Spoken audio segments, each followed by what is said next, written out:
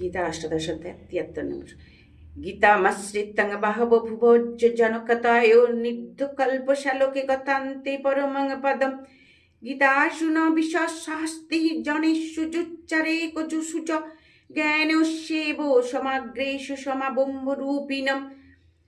বলছেন, জনকাদিক রাজন্যবর্গ গীতার আশ্রয় গ্রহণ পূর্বক জগতিকালে নিষ্পাপ হইয়া অন্তে পরম পদ লাভ করিয়া প্রাপ্ত হইয়াছেন। গীতার লোকের মধ্যে ইতর বিশেষ না রাখিয়া সকলের মধ্যে সমানভাবে জ্ঞানরূপা হইয়া ব্রহ্মরূপিণী হইয়া অবস্থিত আছেন। জোহোভিমানেন গর্বেণ গীতা নিন্দাং করতি চ সজাতি নরকং ঘোরং যাবত্য হিস্ত সম্ভব প্লবম। বলছেন, যে ব্যক্তি অভিমান ভরে গর্বের বংশবতী হইয়া গীতার নিন্দা করে সেই ব্যক্তি প্রলয়কালে পর্যন্ত ঘোর নরকে পতিত থাকে। অহংকারেণ মূঢ়াত্মা গীতার্থং নৈব মন্যতে কুম্ভিপাকেষু পচ্যতে যাবৎ কল্পক্ষয় ভাবেত।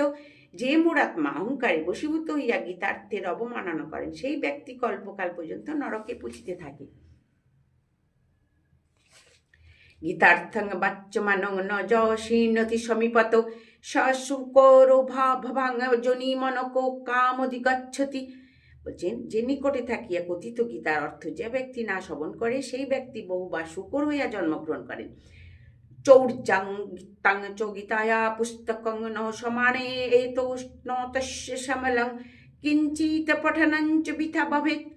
বলছেন, যে ব্যক্তি গীতা পুস্তক অপহরণ করিয়া লইয়া আসে তা গীতা পাঠে কোনো ফল হয় না। যশুতা নৈব বিতার্থং মদতে পরমার্থং নৈব তস্য ফলং লোকে পমতস্য যথাশ্রম। যে ব্যক্তি গীতার্থ শ্রবণ পূর্বক পরমাত্ম জ্ঞানে হর্ষযুক্ত না হয়, উন্মুক্ত ব্যক্তির পরিশ্রমের ন্যায় ইহলোকে তাহা সমস্তই নিষ্ফল হয়। হরে কৃষ্ণ হরে কৃষ্ণ।